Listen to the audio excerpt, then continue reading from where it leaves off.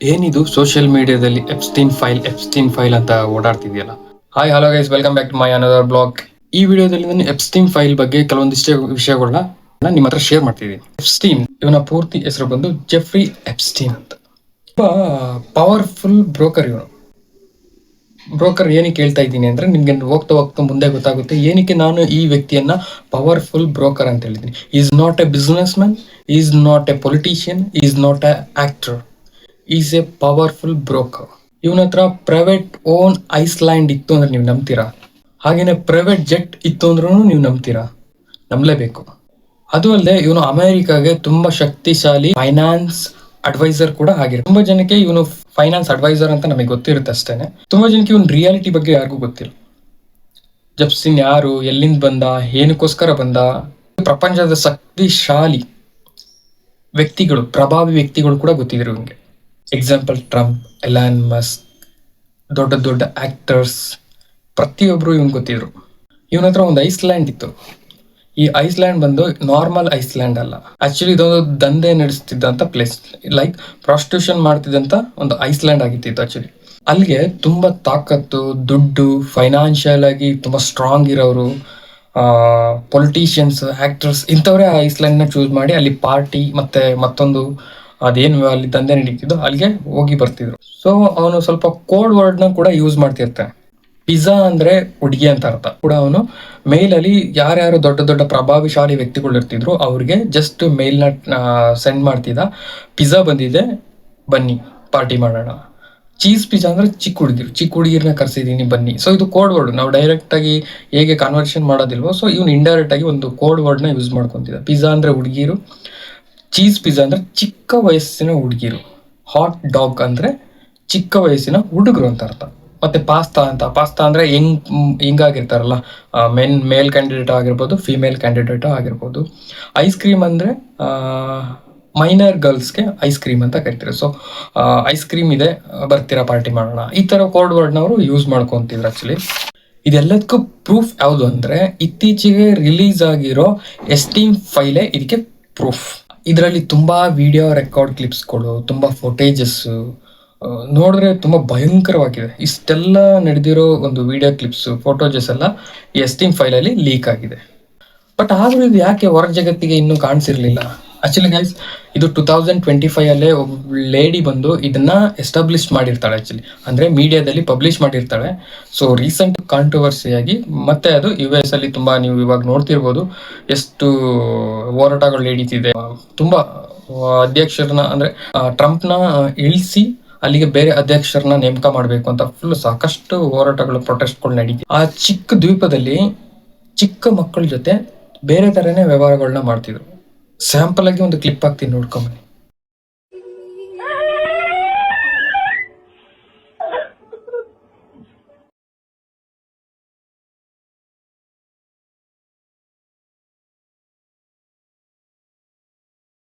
So ಇಲ್ಲಿಗೆ just party ಮಾಡಕ್ ಹೋಗ್ತಿರ್ಲಿಲ್ಲ, ಹ್ಯೂಮನ್ ಮೀಟ್ ಕೂಡ ತಿಂತಿದ್ರಲ್ಲಿ. ಒಬ್ಬ ಮನುಷ್ಯನ ಕತ್ತರಿಸಿ ಅವನ್ನ ಬೇಯಿಸಿ, ನಾವು ಚಿಕನ್ ಮತ್ತೆ ಮಟನ್ ಹೆಂಗ್ ತಿಂತೀವೋ ಆ ರೀತಿ ತಿಂತಿದ್ರು. ಅದು ಕೂಡ ವಿಡಿಯೋ ಪ್ರೂಫ್ ತುಂಬಾನೇ ಇದೆ. ಚಿಕ್ಕ ಮಕ್ಕಳು ರಕ್ತನೂ ಕುಡಿತಿದ್ರು. ರಕ್ತ ಏನು ಕುಡಿತಿದ್ರು ಅಂದ್ರೆ ನಾವು ಚಿಕ್ಕ ಮಕ್ಕಳು ರಕ್ತ ಕುಡಿದ್ರೆ ಇನ್ನೂ ಹೆಂಗಾಗಿರ್ತೀವಿ ನಾವು, ನಮ್ಗೆ ಏಜ್ ಆಗೋದಿಲ್ಲ ಅನ್ನೋದೊಂದು ಅವ್ರದ್ದು ನಂಬಿಕೆ ಇತ್ತು. ಸೊ ಹಾಗಾಗಿ ಚಿಕ್ಕ ಮಕ್ಕಳನ್ನ ಕಿಡ್ನಾಪ್ ಮಾಡ್ಕೊಂಡು ಹೋಗಿ ಅವ್ರನ್ನ ಕೊಂದು ಆ ರಕ್ತನ ಕುಡಿತಿದ್ರು. ಆಗ ಆ ಮಾಂಸಗಳನ್ನ ತಿಂತಿದ್ರು. ವಿಡಿಯೋದಲ್ಲಿ ಏನ್ ನೋಡ್ತಿದ್ದೀರಾ, ಈ ಮೂಳೆಗಳೆಲ್ಲ ಬಂದು ಹ್ಯೂಮನ್. ಇದು ಆಲ್ರೆಡಿ 2025 ಓಡಾಡ್ತಿತ್ತು. ಇವಾಗ ತುಂಬಾ ಕಾಂಟ್ರವರ್ಸಿ ಆಗಿರೋದ್ರಿಂದ ನಮ್ಗೆ ಗೊತ್ತಾಗ್ತಿದೆ, ಇದು ಅದೇ ವಿಡಿಯೋ ಅಂತ. ಆಲ್ರೆಡಿ ಈ ವಿಡಿಯೋದಲ್ಲಿ ಒಬ್ಬ ಎಕ್ಸ್ಪ್ಲೇನ್ ಮಾಡಿದ ಪ್ರೀವಿಯಸ್ಲಿ, ನಾವು ಅದನ್ನ ಲೈಟ್ ಆಗಿ ತಗೊಂಡಿದ್ದೆವು. Basically who is Jeffrey Epstein? 1953 ಅಲ್ಲಿ ನ್ಯೂಯಾರ್ಕ್ ಅಲ್ಲಿ ಹುಟ್ಟುತ್ತಾನೆ. ಎಜುಕೇಶನ್ ಕೂಡ ಕಂಪ್ಲೀಟ್ ಮಾಡೋದಿಲ್ಲ, ಬಟ್ ಆದ್ರೂ ಇವನು ಒಬ್ಬ lecturer, mathematics and physics lecture.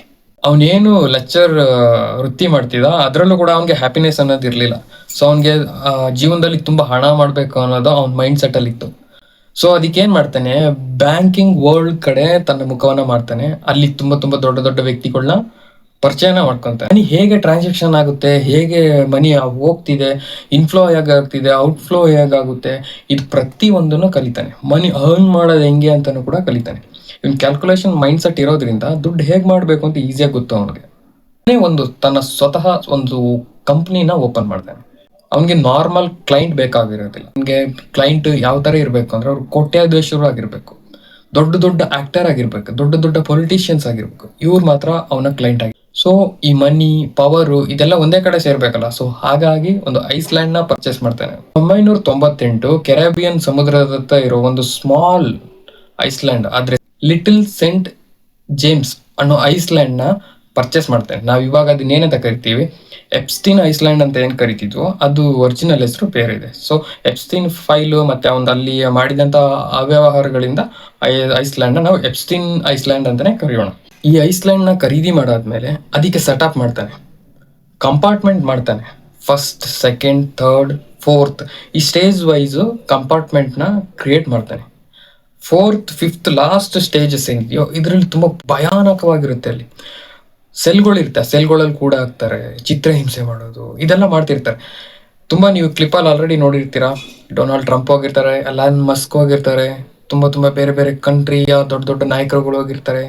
ಎಲ್ಲ ಏನ್ ಮಾಡ್ತಿದ್ರು, ಚಿಕ್ಕ ಚಿಕ್ಕ ಮಕ್ಕಳನ್ನ ರೇಪ್ ಮಾಡೋದು, ಅವ್ರದ್ದು ಕಿಲ್ ಮಾಡಿ ಅವ್ರದ್ದು ರಕ್ತ ಕುಡಿಯೋದು, ಮೀಟ್ನ ತಿನ್ನೋದು, ಇದರ ತುಂಬಾ ಕೆಲಸಗಳನ್ನ ಮಾಡ್ತಿದ್ರು. ಇದೆಲ್ಲದಕ್ಕೂ ಒಂದು ರೀಸನ್ ಇತ್ತು, ಅವನು ಪವರ್ನ ಬೆಳೆಸ್ಕೊಬೇಕಿತ್ತು.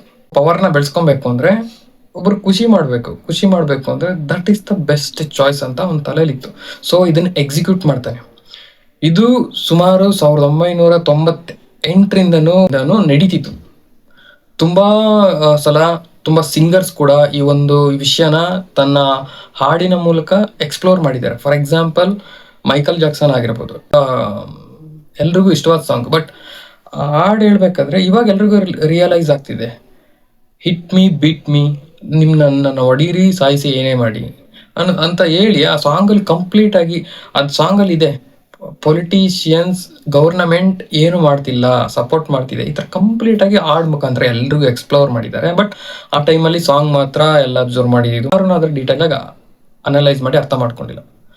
ತುಂಬಾ ಜನ ಅದರಿಂದ ತಪ್ಪಿಸ್ಕೊಳಕ್ ನೋಡಿದ್ದಾರೆ ಐಸ್ಲ್ಯಾಂಡ್ ಇಂದ. ಅವ್ರನ್ನೆಲ್ಲ ಬ್ರೂಟಲ್ ಆಗಿ ಕೊಂದಿದ್ದಾರೆ. ಹೆಂಗ್ ಕೊಂದಿದ್ದಾರೆ ಅಂದ್ರೆ ನೀವು ವಿಡಿಯೋ ಕ್ಲಿಪ್ಗಳನ್ನ ನೋಡ್ತಿರ್ಬೇಕು. ಆಲ್ರೆಡಿ ನೀವು ಇನ್ಸ್ಟಾಗ್ರಾಮ್ ಅಲ್ಲಿ ನೋಡ್ತಿರ್ತೀರಾ, ಟ್ವಿಟರ್ ಅಲ್ಲಿ ನೋಡ್ತಿರ್ತೀರಾ. ತುಂಬಾ ಭಯಂಕರವಾಗಿ ಎಲ್ರನ್ನೂ ಕಿಲ್ ಮಾಡ್ತಿದ್ರು. ಇವಾಗ ನಾವ್ ಅನ್ಕೋಬಹುದು, ಇಸ್ರೇಲ್ ಮತ್ತೆ ಇರಾನ್ ಯುದ್ಧ ನಡೆಯೋದಕ್ಕೆ ಏನ್ ರೀಸನ್? ಇಸ್ರೇಲ್ ಮತ್ತೆ ಇರಾನ್ ಯುದ್ಧ ಮಾಡಿದ್ರೆ ಟ್ರಂಪ್ ಯಾಕೆ ಇನ್ವಾಲ್ವ್ ಆಗ್ಬೇಕು? ಅಮೆರಿಕ ಯಾಕೆ ಇನ್ವಾಲ್ವ್ ಆಗ್ಬೇಕು ಯುದ್ಧಕ್ಕೆ? ಸೊ ಏನಕ್ಕೆ ಅಂದ್ರೆ ಇದನ್ನ ಯುದ್ಧದ ಮುಖಾಂತರ ಡೈವರ್ಟ್ ಮಾಡಿದ್ರೆ ಎಪ್ಸ್ಟೀನ್ ಫೈಲು ಅಲ್ಲಿ ಕ್ಲೋಸ್ ಆಗುತ್ತೆ ಅಂತ ಟ್ರಂಪ್ದು ಮೆಂಟಾಲಿಟಿ. ಸೊ ಇದು ಆಕ್ಚುಲಿ ಹೊರಗಡೆ ಓಡಾಡ್ತಿರೋಂಥ ಒಂದು ವಿಷಯಗಳಿವು. ಇರಾನ್ಗೂ ಇಸ್ರೇಲ್ಗೂ ಯುದ್ಧ ಸ್ಟಾರ್ಟ್ ಆಗೋದಕ್ಕೆ ರೀಸನ್ ಮೇನು, ಆ ಬಾಲಾನ ಸ್ಟ್ಯಾಚ್ಯೂನ ಸುಟ್ಟಾಕ್ತಾರೆ, ಫೈರ್ ಮಾಡ್ತಾರೆ, ಪಬ್ಲಿಕ್ ಅಲ್ಲಿ ಫೈರ್ ಮಾಡ್ತಾರೆ. ಬಟ್ ಅಮೆರಿಕ ಬಂದು ಯುದ್ಧನ ಸ್ಟಾರ್ಟ್ ಮಾಡುತ್ತೆ. ಏನಕ್ಕೆ ಟ್ರಂಪ್ ಯುದ್ಧ ಮಾಡ್ತಾರೆ ಇರಾನ್ ಮೇಲೆ ಮತ್ತೆ ಕೆಲವೊಂದು ಕಂಟ್ರಿಗಳ ಮೇಲೆ ಯಾಕೆ ಅನ್ವಾಂಟೆಡ್ ಆಗಿ ಯುದ್ಧ ಮಾಡ್ತಾರೆ ಅಂದ್ರೆ, ನೀವು ಅಬ್ಸರ್ವ್ ಮಾಡಿರ್ಬೋದು, ಟ್ರಂಪ್ಗೆ ಡಾಲರ್ ಅಲ್ಲೇನೆ ಟ್ರೇಡಿಂಗ್ ಮಾಡಬೇಕು. ಯಾರು ಅವರ ಓನ್ ಕರೆನ್ಸಿಯಲ್ಲಿ ಟ್ರೇಡಿಂಗ್ ಮಾಡ್ತಾರೋ ಅವರು ಕಂಪ್ಲೀಟ್ ಆಗಿ ಮಾಡ್ತಾರೆ, ಯುದ್ಧನ ಮಾಡ್ತಾರೆ. ಸೊ ಹಾಗಾಗಿ ನೀವು ಅಂದ್ಕೊಳ್ಬಹುದು ನಮ್ಮ ಇಂಡಿಯನ್ ಕರೆನ್ಸಿಲಿ ಕೂಡ ನಾವು ಟ್ರೇಡ್ ಮಾಡ್ಬೋದಂತ. ಅಫ್ಕೋರ್ಸ್ ನಾವು ಮಾಡ್ಬೋದು.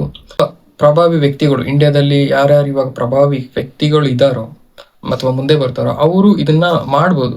ನಮ್ಮ ಇಂಡಿಯನ್ ಕರೆನ್ಸಿ ಇವಾಗ ಕಂಪೇರ್ ಮಾಡಿದ್ರೆ ಅಟ್ ಪ್ರೆಸೆಂಟ್ $1ಗೆ 93 ರೂಪಾಯಿ ವೇರಿಯೇಷನ್ ಓಡ್ತಿದೆ. ಕರೆಕ್ಟ್ ಅಲ್ವಾ? ಈಗ ಕೂಡ ವಾರ್ ಸ್ಟಾರ್ಟ್ ಆಗೋ ಕಂಪ್ಲೀಟ್ ಎಲ್ಲ ಲಕ್ಷಣಗಳಿದೆ. ಬಟ್ ಅಟ್ ಪ್ರೆಸೆಂಟ್ ತುಂಬಾ ಜನ ಯೂಟ್ಯೂಬರ್ಸ್ ಆಗಿರ್ಬೋದು ಅಥವಾ ಇನ್ಸ್ಟಾಗ್ರಾಮ್, ಸೋಷಿಯಲ್ ಮೀಡಿಯಾ, ಟ್ವಿಟರ್ ಎಲ್ಲ ರನ್ ಆಗ್ತಿರೋದೇನಂದ್ರೆ ಇಂಡಿಯಾದಲ್ಲೂ ಕೂಡ ಲಾಕ್ಡೌನ್ ಮಾಡ್ತಾರೆ, ಯುದ್ಧ ಕೂಡ ಸ್ಟಾರ್ಟ್ ಆಗುತ್ತೆ, ಈ ತರ ಒಂದು ಫೇಕ್ ನ್ಯೂಸ್ ಎಲ್ಲ ರನ್ ಆಗ್ತಿದೆ. Guys, just think practical. Okay, ಯುದ್ಧ ಮಾಡಬೇಕು ಅಂದ್ರೆ ಇವಾಗ ನಮ್ಗೆ ಯಾರಾದ್ರೂ ಹೊಡಿತಾರೆ ಅಂದ್ರೆ ನಮ್ಗೆ ಸಿಟ್ಟು ಬರುತ್ತೆ, ಕರೆಕ್ಟ್ ಅಲ್ವಾ? ಇನ್ನ ನಮ್ಮ ಇಂಡಿಯಾ ಮೇಲೆ ಯುದ್ಧ ಮಾಡಿದ್ರೆ ಯಾರೂ ಸುಮ್ಮನೆ ಇರೋದಿಲ್ಲ. ಯುದ್ಧ ನಾವು ಮಾಡ್ತೀವಿ, ನಮ್ಗೆ ಸಪೋರ್ಟ್ ಆಗಿ ರಷ್ಯಾನೂ ಕೂಡ ಇದೆ, ತುಂಬಾ ಕಂಟ್ರೀಸ್ ಕೂಡ ಇದೆ. ನೀವು ಗೂಗಲ್ ಸರ್ಚ್ ಮಾಡಿ, ಇಂಡಿಯಾ ಜೊತೆಗೆ ಯಾರ್ಯಾರು ಸಪೋರ್ಟ್ ಮಾಡ್ತಾರೆ, ಯಾವ್ಯಾವ ಕಂಟ್ರಿಗಳು ಸಪೋರ್ಟ್ ನಿಂತ್ಕೊಳ್ಳುತ್ತೆ ಅಂತ ನೀವು ಗೂಗಲ್ ಮಾಡಿ, ನಿಮ್ಗೆ ಗೊತ್ತಾಗುತ್ತೆ. ಟ್ರಂಪ್ ಹೇಳಿದ ತಕ್ಷಣ ಯುದ್ಧ ಸ್ಟಾರ್ಟ್ ಆಗೋದಿಲ್ಲ, ಅಥವಾ ನಾವು ಹೋಗಿ ಯುದ್ಧ ಮಾಡಿದ ತಕ್ಷಣ ಯುದ್ಧ ಸ್ಟಾರ್ಟ್ ಆಗೋದಿಲ್ಲ. ಯುದ್ಧ ಸ್ಟಾರ್ಟ್ ಆಗಬೇಕು, ನಮ್ಮ ಕಂಪ್ಲೀಟ್ ವರ್ಲ್ಡ್ ಡೆಸ್ಟ್ರಾಯ್ ಆಗಬೇಕು ಅಂದ್ರೆ ಅದು ಯಾರ ಕೈಲೂ ತಪ್ಸಕ್ಕಾಗೋದಿಲ್ಲ. ಓಕೆನಾ? ಈ ಒಂದು ವಿಷಯದಲ್ಲಿ ನಾನು ಅದನ್ನ ಅಪೋಸ್ ಮಾಡ್ತೀನಿ. ಯಾರ್ಯಾರು ಫೇಕ್ ಆಗಿ ಇದು ಮಾಡ್ತಿದ್ದೀರಾ, ಇರೋ ಇನ್ಫಾರ್ಮೇಶನ್ ಏನಿದೆ ಅದು ಕರೆಕ್ಟಾಗಿ ಪಬ್ಲಿಕ್ಗೆ ಡೆಲಿವರಿ ಮಾಡಿ. ನಾನು ಇದನ್ನ ಮಾತ್ರ ಹೇಳ್ತೀನಿ. ಈ ಟೈಮಲ್ಲಿ this time will remember Hitler guys. Hitler ಈ ಟೈಮಲ್ಲಿ ಇರಬೇಕಿತ್ತು ಆ್ಯಕ್ಚುಲಿ, ಸೀರಿಯಸ್ ಆಗಿ. ಅವರು, ನೀವು ಹಿಟ್ಲರ್ ಬಗ್ಗೆ ನೀವು ಅನ್ಕೊಬೋದು, ಅವ್ರು ಎಷ್ಟು ಸೋಲ್ಜರ್ಸ್ನ ಮೋಟಿವೇಟ್ ಮಾಡ್ತಿದ್ರು ಮತ್ತು ಯುದ್ಧನ ಹೇಗೆ ಫೇಸ್ ಮಾಡ್ತಿದ್ರು ಅಂದರೆ, ಒಂದು ಕಂಟ್ರಿ ಕೂಡ ಹಿಟ್ಲರ್ ವಿರುದ್ಧ ನಿಂತ್ಕೊಂಡು ಮಾತಾಡೋದಿಕ್ಕೂ ಯೋಚನೆ ಮಾಡ್ತಿದ್ರು. ಹಂಗನ್ಬಿಟ್ಟು ಅವನು ಬ್ಯಾಡಾಗೆಲ್ಲ ಡಿಸಿಷನ್ ತೊಗೊಳ್ತಿದ್ದಿಲ್ಲ, ಬಟ್ ತನ್ನ ಪ್ರಜೆಗಳನ್ನ ಹೇಗೆ ಸೇವ್ ಮಾಡಬೇಕು, ಸೆಕ್ಯೂರ್ ಮಾಡಬೇಕು, ಪ್ರತಿಯೊಂದು ಗೊತ್ತಿತ್ತು ಅವನಿಗೆ. Is A good leader actually. ಇವಾಗ ಇನ್ನೂ ಕಂಪ್ಲೀಟಾಗಿ ಇನ್ಫಾರ್ಮೇಷನ್ ಬೇಕು ಅಂದರೆ ಕಮೆಂಟ್ ಬಾಕ್ಸಲ್ಲಿ ನಿಮ್ಮ ಒಂದು ಸಜೆಷನ್ನ ಕೊಡಿ. ನಾನು ಕಂಪ್ಲೀಟಾಗಿ ಇನ್ನೂ ಅನಲೈಸ್ ಮಾಡಿ ಈ ಒಂದು ವಿಡಿಯೋಗಳ ಬಗ್ಗೆ ಕಂಪ್ಲೀಟ್ ಡೀಟೇಲ್ಸ್ನ ನಿಮಗೆ ಕೊಡ್ತೀನಿ. ಈ ಒಂದು ವಿಡಿಯೋನ ನಿಮ್ಮ ಫ್ರೆಂಡ್ಸ್ ಆ್ಯಂಡ್ ಫ್ಯಾಮಿಲಿಗೂ ಕೂಡ ಶೇರ್ ಮಾಡಿ, ಸಬ್ಸ್ಕ್ರೈಬ್ ಮಾಡಿ. ಜೈ ಕರ್ನಾಟಕ ಮತ್ತು ಜೈ ಹಿಮ್ಮಡಿ ಪುಲಿಕೇಶಿ.